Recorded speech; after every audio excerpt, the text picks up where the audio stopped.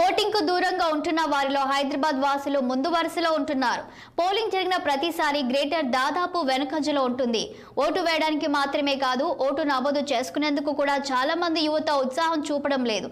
అత్యధిక పోలింగ్ శాతం నమోదు కావాలంటే కంపల్సరీ ఓటింగ్ ఒక్కటే మార్గమని చెబుతున్నారు.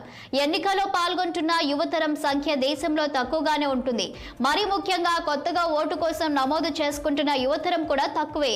భారత ఎన్నికల సంఘం ఇటీవల వెల్లడించిన ఒక నివేదికలో దేశంలో ఈ ఎన్నికల వేళ 18 ఏళ్ల నుండి ఓటు వేసేందుకు అర్హులైన కొత్త ఓటర్లు 49 మిలియన్ల మంది ఉంటే కేవలం 18 మిలియన్ల మంది మాత్రమే నమోదు చేసుకున్నారని పేర్కొంది.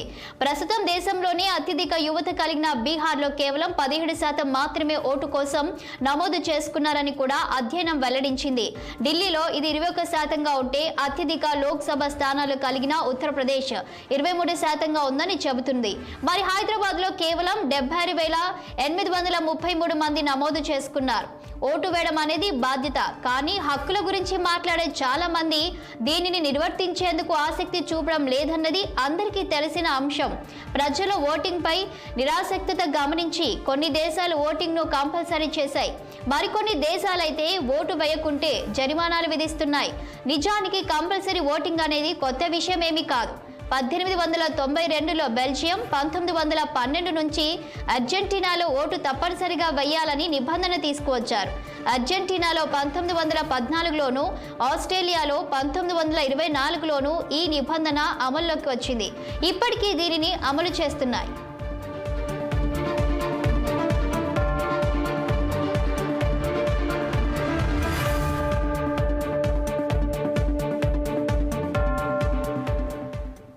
నెదర్లాండ్స్, వెనుజులా లాంటి దేశాల్లో ఈ నిబంధన కొంతకాలం అమలు చేసి ఎత్తేశారు. సింగపూర్లో సరైన కారణం చెప్పకపోతే ఓటరు జాబితా నుంచి పేరు తొలగిస్తారు. మరలా నమోదు చేసుకోవాల్సి ఉంటుంది. సరైన కారణం చెప్పకపోతే జరిమానా కూడా చెల్లించాల్సి ఉంటుంది.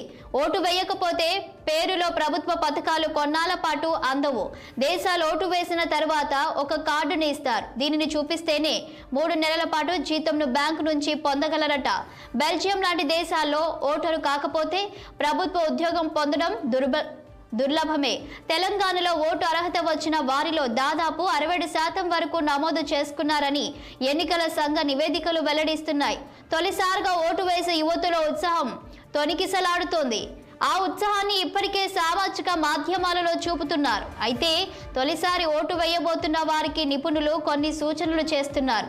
తొలిసారి ఓటు వేస్తున్న నగర వాసులలో చాలా మందికి తమ నియోజకవర్గం ఏదో తెలియదు. కాబట్టి ముందుగా తమ నియోజకవర్గం గురించి తెలుసుకోవాలని సూచిస్తున్నారు.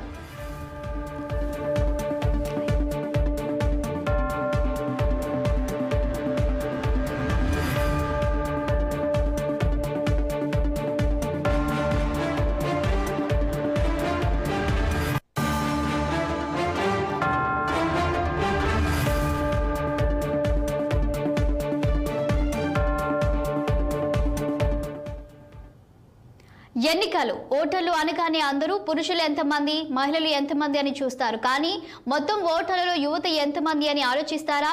ఆలోచిస్తే సగం యువతే ఉన్నారని తెలుస్తుంది. యువత తలుచుకుంటే ప్రభుత్వాలను తారుమారు చేయగలరని అర్థమవుతుంది. సగానికి సగం ఉన్న యువత ఓటింగ్ లోక్సభ ఎన్నికల్లో అత్యంత కీలకం కానుంది. తెలంగాణలో ప్రస్తుత లోక్సభ ఎన్నికల్లో మొత్తం 3,32,32,318 మంది ఓటర్లు ఉంటే వారిలో 18 నుంచి 39 ఏళ్ల మధ్య వయస్కులైన యువ ఓటర్లు 1,67,51,806 మంది. అంటే మొత్తం ఓటర్లలో వీరు 50.4% అన్నమాట. అందుకే అన్ని పార్టీలు యువతను ప్రసన్నం చేసుకునే పనిలో పడ్డాయి. పార్టీ యూత్ కమిటీ నాయకులను రంగంలోకి దింపి వారు కోరుకునే అంశాలపై దృష్టి సారించి వాటిని వారికి అందించే ఏర్పాట్లు చేస్తున్నారు. తెలంగాణలో పెద్దపల్లి, మహబూబ్ నగర్ నియోజకవర్గాల్లో అత్యధికంగా యువ ఓటర్లు ఉండగా సికింద్రాబాద్, వరంగల్ నియోజకవర్గాల్లో అత్యల్పంగా ఉన్నారు.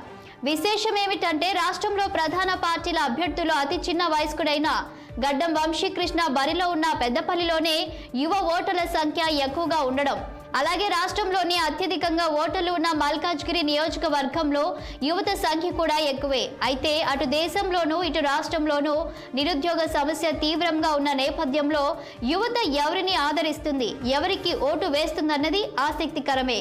ఇక పార్లమెంట్ ఎన్నికల్లో ఈసారి పార్టీలు యువతకు ప్రాధాన్యం ఇచ్చాయి. 50 ఏళ్లలోపు వయసున్న 14 మందికి 3 పార్టీలు టికెట్లు ఇచ్చాయి. వీటిలో కాంగ్రెస్ అత్యధికంగా 8 మందికి, బీజేపీ 4కి, బీఆర్ఎస్ 2కి అవకాశం ఇవ్వడం విశేషం. వీరిలోనూ సగానికి పైగా రాజకీయాలకు, ఎన్నికలకు పూర్తిగా కొత్త కూడా. విశేషం ఏమిటంటే ఎన్నికల్లో పోటీ చేస్తున్న అతి పిన్న వయస్కుడు, అతిపెద్ద వయస్కుడు ఇద్దరూ కాంగ్రెస్ పార్టీకి చెందిన వారే. అభ్యర్థులు అతిపెద్ద వయస్కుడు 73 ఏళ్ల మల్లు రవి కాగా, అతి పిన్న వయస్కుడు గడ్డం వంశీకృష్ణ.